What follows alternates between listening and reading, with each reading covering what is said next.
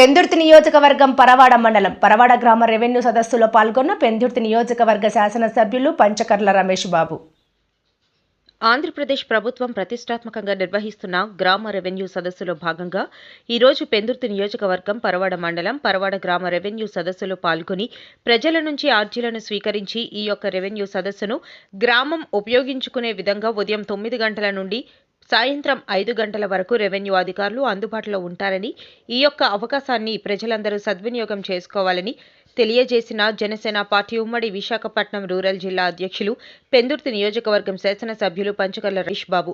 వీరితో పాటు పరవాడ మండలం రెవెన్యూ ఆఫీసర్ అంబేద్కర్ గారు, మండల ఎంపీడీఓ శ్యామ్ సుందర్ గారు, గ్రామ సర్పంచ్ సిరపరపు అప్పలనాయుడు, మండల పార్టీ అధ్యక్షులు బొద్దాపు శ్రీను గారు, మాజీ జెడ్పీటీసీ సభ్యులు పైల జగన్నాథం గారు, మాజీ ఎంపీపీ సభ్యులు మాసరపు అప్పలనాయుడు గారు, తనం గ్రామ సర్పంచ్ కన్నూరు రమణ గారు, రావాడ గ్రామ సర్పంచ్ మోటూరు సన్యాసి నాయుడు గారు, ఎంపీటీసీ రవి గారు, ముత్యాలంపాలెం గ్రామ సర్పంచ్ చింతకాయల ముత్యాలు గారు, బిగిడి రామ గోవింద్ గారు, కేఎన్ఆర్ గారు, పైల రామచంద్రరావు గారు, ఎంపీటీసీ శ్రీరామ్మూర్తి గారు, పైల సన్యాసిరావు మాస్టర్ గారు, చుక్క రామ్ నాయుడు గారు, పైల శ్రీనివాసరావు గారు, పైల చిన్న అక్కునాయుడు గారు మొదలగు స్థానిక ఉమ్మడి ఎన్డీఏ మహాకూటమి నాయకులు, కార్యకర్తలు మరియు గ్రామ పెద్దలు ఈ యొక్క కార్యక్రమంలో పెద్ద సంఖ్యలో పాల్గొన్నారు.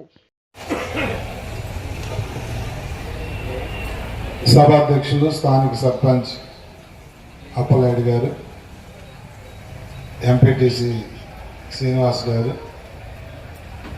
రెవెన్యూ సదస్సుల్ని నడిపిస్తున్నటువంటి రెవెన్యూ శాఖ ఎంఆర్ఓ గారు, ఎండిఓ గారు, వివిధ పార్టీల నుంచి వచ్చిన సీనియర్ నాయకులు, వేదికను అలంకరించిన సీనియర్ నాయకులు, వేదిక ముందున్నటువంటి ఈ సదస్సును వాడుకుందాం, ఈ సదస్సు వల్ల సమస్యలు చెప్పుకుందామని వచ్చిన స్థానిక అక్క చెల్లెళ్ళు, అన్నదమ్ములందరికీ నా ఉదయపూర్వక నమస్కారాలు.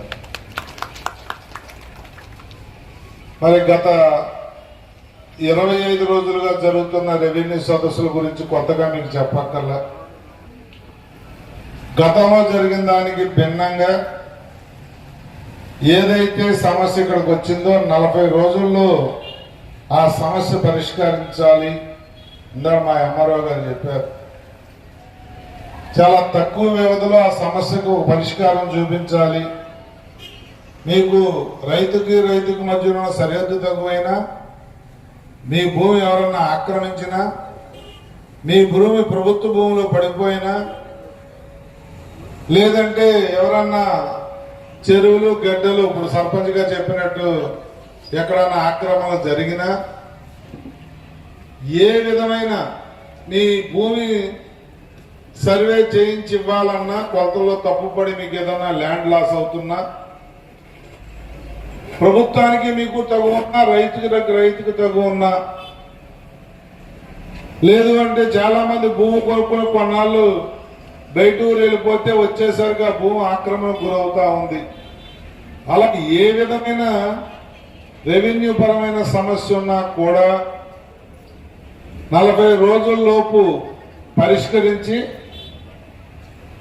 ఒకవేళ ఏదన్నా మీరు ఇచ్చిన కంప్లైంట్ తప్పైతే, బాబు ఈ కంప్లైంట్ కరెక్ట్ కాదు, మీకు దీనివల్ల లబ్ధి రాదు అని చెప్పే విషయమైనా కూడా మిమ్మల్ని మళ్ళీ సంవత్సరాల పాటు తిప్పి ఎంఆర్ఓ ఆఫీసు చుట్టూ మీరు కాళ్ళు అరిగేలాగా తిరగకుండా మీకు వెసులుబాటు కల్పించడానికి చిత్తశుద్ధితో తీసుకున్న కార్యక్రమమే ఈ నెల 3 రోజుల రెవెన్యూ సదస్సులు. మీకు నేనైతే గట్టిగా ఒక హామీ అయితే ఇవ్వగలను, దీని తర్వాత ఎంఆర్ఓ ఆఫీసుల చుట్టూ మీరు కాళ్ళు తిరగాల్సిన అవసరం ఉండదు. మా ఎంఆర్ఓ గారికి అనేక సదస్సులు ఆదేశించాం. ఇప్పుడు మళ్ళీ ఈరోజు పరవాడ హెడ్ క్వార్టర్లో జరుగుతున్న రెవెన్యూ సదస్సుకు ఇచ్చేయడం జరిగింది. మా రెవెన్యూ సిబ్బందికి కానీ, మన మండల అధికారులకు కానీ, ఏదైతే ఈ ప్రభుత్వం చిత్తశుద్ధితో గౌరవ ముఖ్యమంత్రి నారా చంద్రబాబు నాయుడు గారు ప్రజలకు ఉపయోగపడే విధంగా అర్థవంతంగా రెవెన్యూ సదస్సులు నిర్వహించమన్నారో అని చెప్పి, ఏ ఒక్క ప్రభుత్వ భూమి కానీ, ప్రైవేటు భూమి కానీ ఆక్రమణ గురైన దాన్ని తొలగించి వారికి యాన్యువల్ చేసే విధంగా, ప్రైవేట్ వాళ్ళైతే వాళ్ళకి, ప్రభుత్వం అయితే ప్రభుత్వానికి అప్పచెప్పే విధంగా అర్థవంతంగా ఎవరికి పట్టాదారు పాస్ పుస్తకం రాలేదన్నా, ల్యాండ్ సర్వే జరగలేదన్నా, ఇతరత్ర పక్కనైతే తగ్గు ఉందన్నా, లేకపోతే ఎవరన్నా బలవంతుడు ఆక్రమించుకున్నాడన్నా అన్ని విషయాలు కూడా ఈ రెవెన్యూ సదస్సులు పరిష్కరించమని చెప్పి మా ఎంఆర్ఓ గారికి దీన్ని సద్వినియోగం చేసుకోమని చెప్పి ప్రజలకు కూడా చెప్పడం జరిగింది. ఈ రెవెన్యూ సదస్సు యొక్క ముఖ్య ఉద్దేశం మరి ఏ వ్యక్తి ఏ రైతు కూడా ఎంఆర్ఓ ఆఫీసు చుట్టూ తిరిగి కాళ్ళు ఎరిగేలాగా ఇబ్బంది పడకూడదు.